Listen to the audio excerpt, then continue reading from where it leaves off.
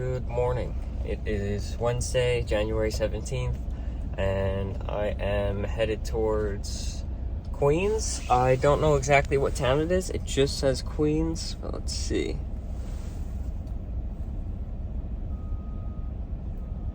Middle Village.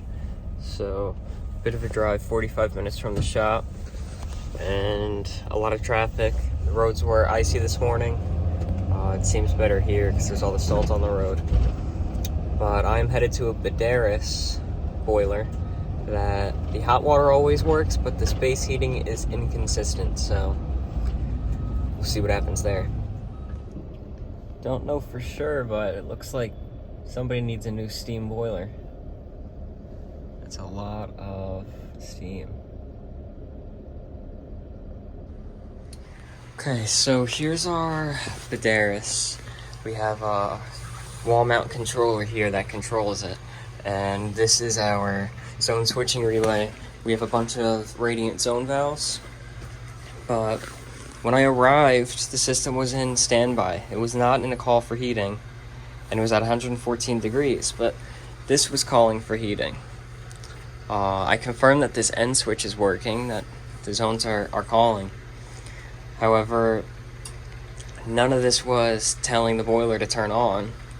So I tried to trace out the wires, but all these wires go inside the wall. I shut it down and just took a look at everything and turned it back on. It goes right back up into heating and flame lit. So it seems like there's going to be a control issue here. I reached out to Bosch Badaris to see how they can help, but the system's 9 years old and it's never been maintained. It has a leak happening right here, as well as a leak right up there.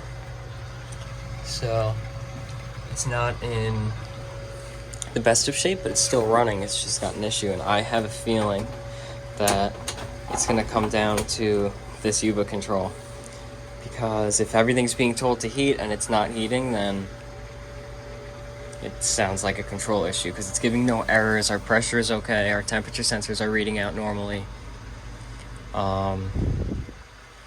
Yeah, it's very odd. Okay, so I'm checking our voltages here based off this diagram, and our orange goes to our controller up here, and I have 14 volts across the two, 14 volts at 1, 0 on the other. If I come up here, I should have the same on this controller. 14 volts, slight fluctuation, but now if I go from here to here, which is TT from the zone relay, it's nothing, it's millivolts. I actually was testing it. This is in DC right now to test the control, but if I put it to regular volts, we have 0. So this is being told to run the boiler. It's just a matter of, is this telling the boiler to run consistently, or is it not telling the boiler to run consistently? And if that's the case, we, in theory, could just run TT from this connection, eliminate this outdoor reset control, put TT right to our boiler right there, because we have a TT connection, light green, which isn't used, and that would cut out this control. I'm going to suggest that to the customer now. Okay, so this comes from our controller from this connection here. So what I'm going to do, so I don't have to run a wire, is take those, bring them over to TT. So 1 and 2 here. This stranded wire is a pain. I'll put those to TT. So I connected those greens together, and rather than run a new wire from here to there, I just used what was connected to the orange and jumped it out to our TT from our zone relay. And now I have that recorded, so I can always reverse it. And just waiting on our zone valves to open up, but we do have 1, 2, 3 zones calling, and we do have a call for space heating.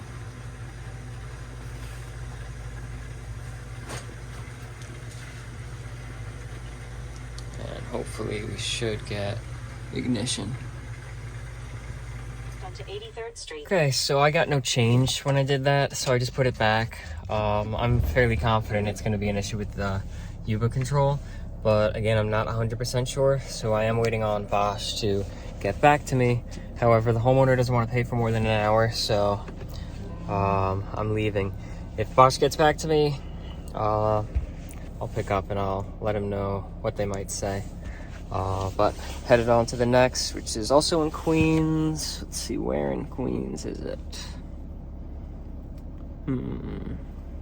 Richmond. So 20 minutes back from the direction that I just came from. So I'll be closer to the shop. And then see what happens after that. I didn't see what this call was for. Turn left. At the stop sign, turn left onto 63rd Avenue. Let's see, no heat, second floor. Boiler has not been maintained for years, so that'll be a fun one. It's probably gonna be a messy boiler room. It's probably gonna be a lot of rusted, corroded water leaks, or maybe there won't be. We'll see. So new construction is going on here. This is our only return air vent. A little, I don't know what that is, 6x6, 8x8. And we have really good built walls here and doors, so everything's sealed really well. Yeah. But then you go to this outside wall room with a big window, which is allowing cold air in. That's where our thermostat is. So it's like 80 degrees on the other side of this wall, but because it's colder in here, the furnace keeps running because it's reading 66. And then we have limited flow upstairs because we have open registers here with no resistance. It's one furnace for the whole system. We have a boot cut out here, which is filling into this open space. Covered it up. Yeah, but it's still going downstairs. Yeah. So it's still air loss. We need to send it somewhere so that we can control it. And also, when I close off all of the vents upstairs, and if I close off downstairs, the boiler is overheating, right? Yeah. It overheats. Yeah. And it shuts off. Yep. It'll go out on high temperature limit. Okay. And okay, so we got a vent right behind here. Yeah. Another one that goes through and through with no form of resistance, so we can't send any air upstairs. That's it for this room. Yeah. And now the other side. The other side of this wall, it just goes through for into the room that's in here. Yeah, okay. That's the only one for that room? For that, yeah. Okay. Okay. Mm-hmm. Yes, see, we need a way to... Want to take a look upstairs? Yeah, if I could. We need a way to balance all the air throughout the building.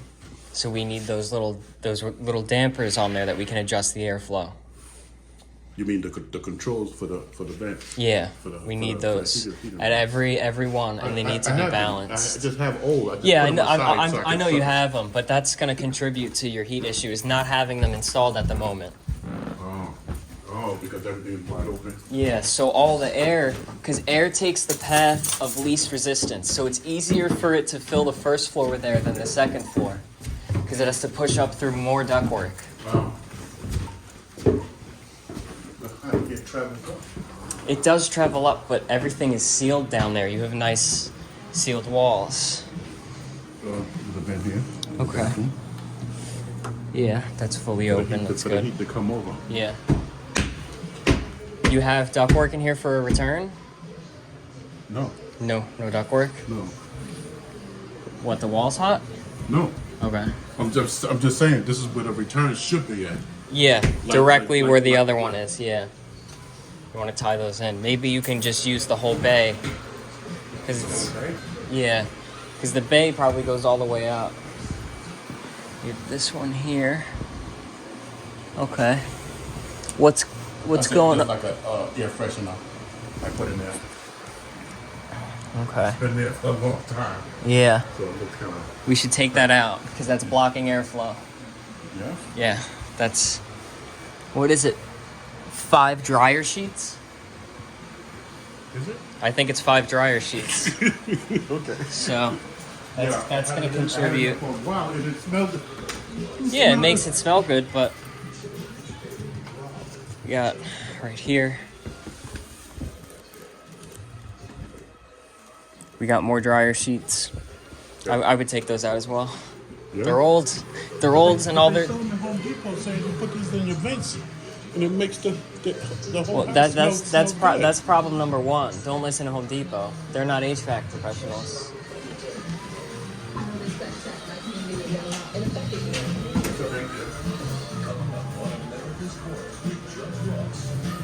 Now this the one that I covered up with the hole in the floor, Yeah.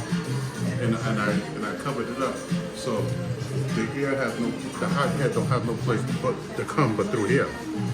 That's where I got it. For the one downstairs that you covered the floor? Yeah. No, because it does have somewhere to go. It goes in the basement.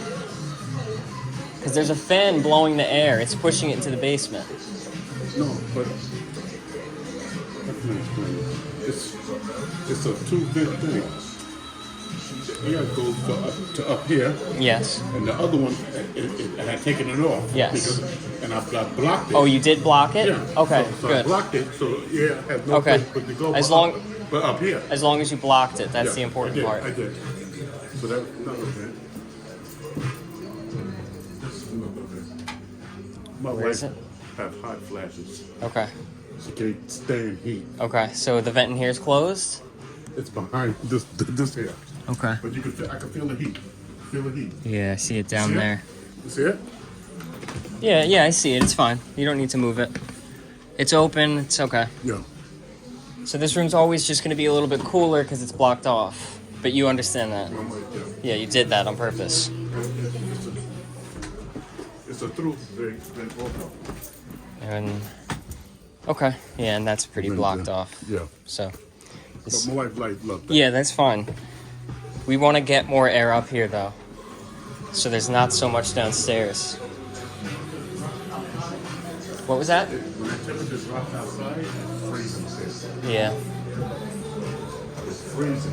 yeah. Well, it's because of the way that it's set up.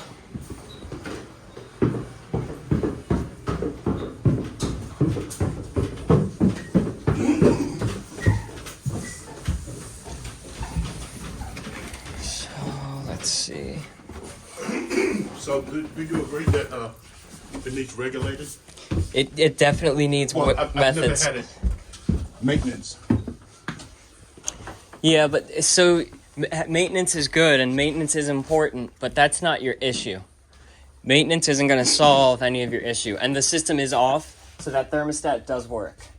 You installed it right. Oh yeah? Yeah. Okay. And here's our return, And you see the filter? which comes up. Yep. Pull that filter out. Yeah. See if it's in It's pretty been there a pretty couple of weeks. pretty clean. Doesn't look too bad at all. No? No. Okay. And let's see. So our return vent goes over. Yeah, the guy told me this was the return. Yeah, and it comes across right here, right? Uh-huh. And they're using the bays for it. And we probably shoot up right there. Yeah, we do. So, Oh, up to that room with it. yeah, that little vent. That little vent is really gonna kill you. That's a real heat loss. Can I open this door? Is that all right? Yeah.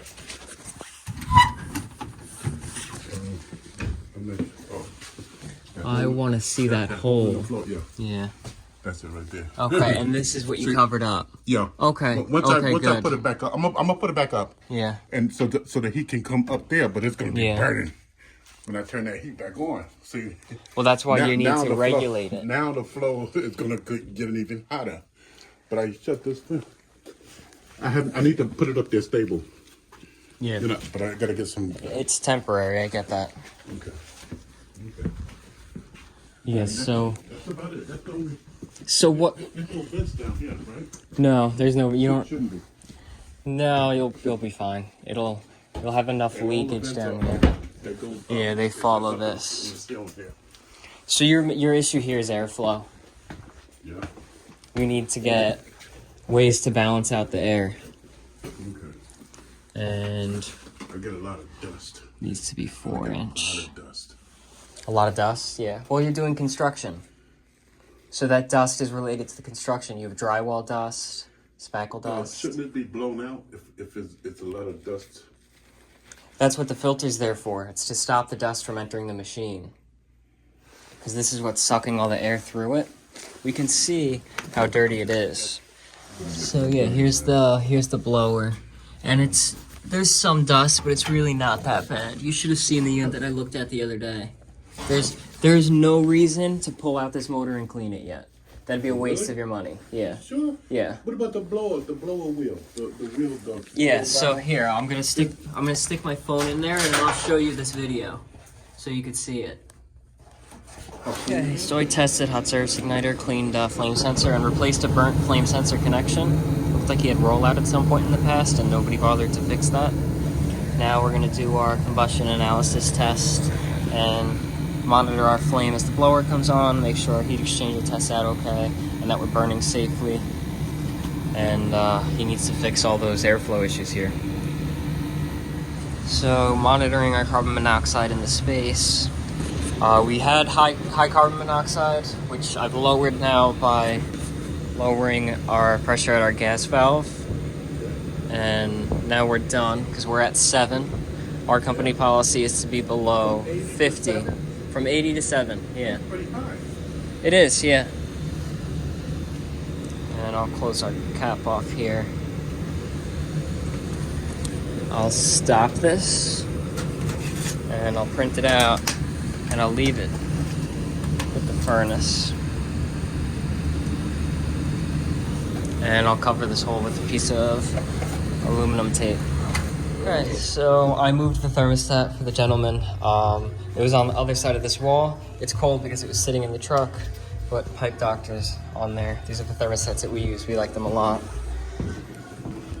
All I did was I drilled a hole going from one side to the other and pulled the wire through with a zip tie. So nice and simple. We'll leave this all here for him so we can reuse it. Okay, so that was a nice job. It was nice to explain everything to him and then move that thermostat for him. Hopefully he gets some better control. He's been heating that first floor to like 80 degrees and his gas bill doubled. It's running for so long. So hopefully everything works out well when he finishes construction there. But on to the next, which is a rooftop unit, no heat. I've been to this unit before. The first unit that I did on my own for the company, I did a maintenance for it. Go past this light, then while at Mike the was next away one, turn right. after hiring me, so we'll see what's going on there. Okay, so here's our unit. I just pulled power. It's an RTU, and it's giving a pressure switch problem. So what I am going to do is first take a look at our heat exchanger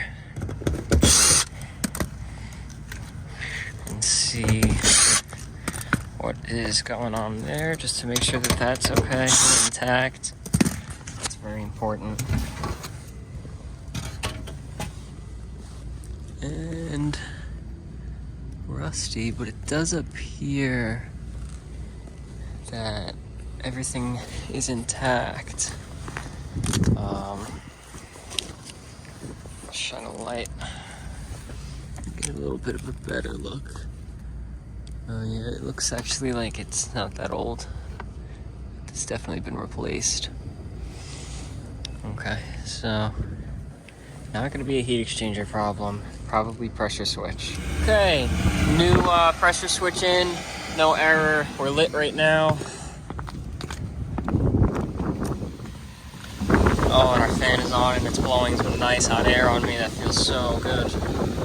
It is so cold up here. My ladder is like totally frozen. I had to keep banging at it to get all the ice to thaw out so that I can actually move it up and down. And oh man, it feels good on my wet knees. And I the latch wouldn't like lock in to keep the ladder in place. It kept dropping down. I just had to keep banging at it. I sprayed WD-40 on it and finally got it. The steps were icy, so yeah, this feels really good. I want to just stand here all day now, but that was glad it was a simple fix. I'm gonna make sure everything continues to run safely.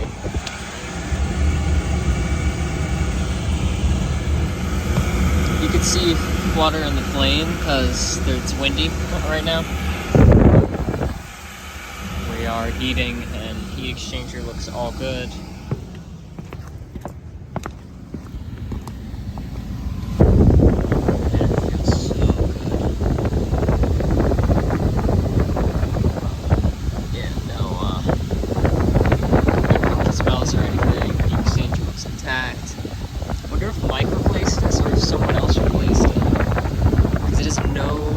It's like surface rust. It has none of those like lines going across yet, so it's got to be fairly recent. This is an old unit. This unit's from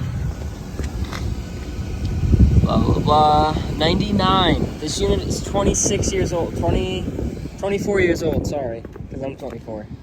That's when I was born. But it's running. I just quickly ran into this place, Jadwiga's Polish American Deli. And it's not really like a deli, but they do sell like meat and cheese and they have bread.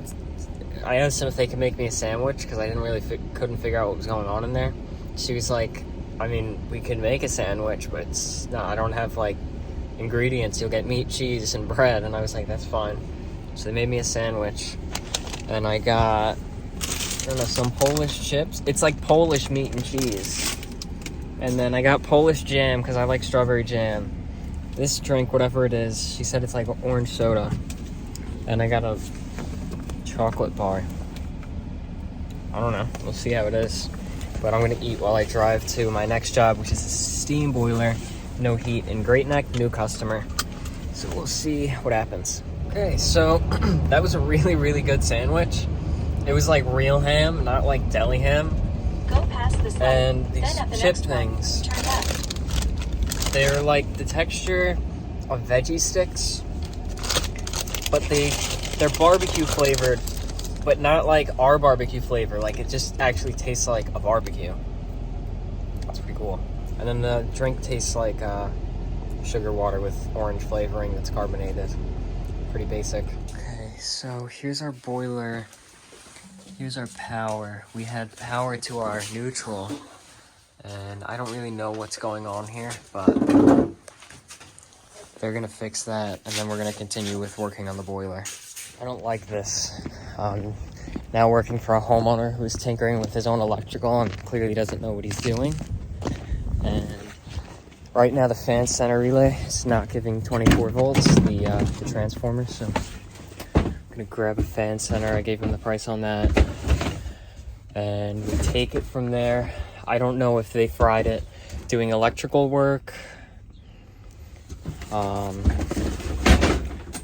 or if it failed or shorted out for another reason. I didn't get any immediate shorts to ground, so I'm leaning towards they fried their fan center relay. Get this one in and take it from there. So I made sure the system was burning safely and drafting well. Here's that venting, and that's not sealed. And I suspect that the low water cutoff is having an issue because the system was rapidly clicking on and off, and the probe is loose. The probe spins inside, so we're gonna see what happens. Okay, so I couldn't confirm At the stop what sign, turn right the onto rapid Oxford clicking Boulevard. of everything was on and off. And I'm concerned because I believe that may have been what killed the fan center relay. Constantly drawing and stopping drawing power, along with being wired reversed. I don't know. I don't really know what the downside of wiring a transformer backwards is. I'm gonna have to look that up today. Or maybe someone will tell me in the YouTube comments. But Yes, it was clicking on and off, and I waited 30 minutes, and it would not happen. But the low water cutoff probe, the actual metal probe that goes through the ceramic, was spinning. I have never, ever seen that before. I don't think that should happen. I think water is going to end up leaking out from that probe. And I told him that I would like that to be replaced. It should be replaced, in my opinion. And I suspect that could also be the cause of the flickering, the clicking on and off. But he didn't want to go ahead with replacement on that. So couldn't do it.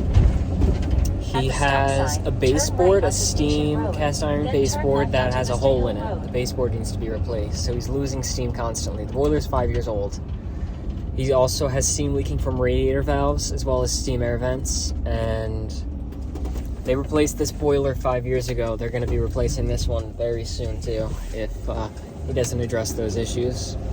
There's a big lack of maintenance going on there, and it seems to be like a no care at all about the heating system. So whatever's going to happen is going to happen. I informed him, and that's all that I can do. Now I'm headed to a customer in Northport, which is close by to my house, and I'm going to be addressing lockout on his Burnham Alpine. I worked on his Alpine before. He religiously uses us now because I was the only person out of like a dozen companies that was ever able to fix his Alpine. They were quoting him like $3,000 to make certain repairs, and all I had to do was adjust combustion. So At the next light, we'll turn see what right. happens there. It's about an hour and 15-minute drive. And here's the view in Northport. Pretty nice. Going through Northport Village to get there. And the street that I'm coming up on is like the world's narrowest double lane street. I don't know what this thing. Right here. Right after the stop sign. This street is so narrow. So you got people parked on that side, and there's not enough room for two people to drive up next to each other. Unless there's no cars parked, then it's okay, but it's a nice area. Another Turn left onto Cairo awesome Avenue. view Then turn left as onto we Harborside descend Drive. into this neighborhood. It's really cool. There's I think it's National, I don't know, it's the electric company. There's their like towers for when they're burning all those fossil fuels to give us our clean heating or clean electricity. To give us clean electricity. Turn They left burn onto fossil Harbor Point fuels. Drive. So it's not clean electricity. So I couldn't record. I had to scramble to try to get this guy apart. I literally secured it 5 minutes before that supply house closed. It really stinks. I really wish I could have gotten it up and running for him. It's 24 degrees out. He has no heat, no hot water. He's worried about his pipes freezing. He's my absolute favorite customer that we do. He's like the nicest guy, and he has like really cool, like he flew in Cessna, a cool airplane that Peter was super excited to hear about, but he's got like cool stories and stuff. And he loves using us because we've been able to fix it and we're always able to get it done, and it stinks we've hit a day where we can't get it done. Today at least. We'll get it done tomorrow. I secured the part. Peter will pick it up and I'll put it in later in the day. But yeah, I drained down his heating system. The units in the attic, I drained down the hydronic oils in the attic. That way they don't freeze and burst the pipes. It's PEX. There's no insulation in the attic. So I drained those, left them open, and that's it. He's running his fireplace. It's a natural gas fireplace with a chimney, and he also has a propane heater, which I really told him he shouldn't run that propane heater inside. But I don't know what he'll do. I left him with my personal carbon monoxide detector because I'd rather be safe than sorry. You know, whatever he does I can't control, but at least he'll know if the carbon monoxide levels are getting high. Because I have a backup detector that I haven't even opened up yet. It's the same one. I'd rather just open that up rather than return it, and then he and I have some peace of mind, because I don't want him, I don't know, it stinks, but it is what it is. Hopefully you enjoyed watching the video. Comment any advice or criticisms or feedback, and subscribe and like the video. Thanks for watching.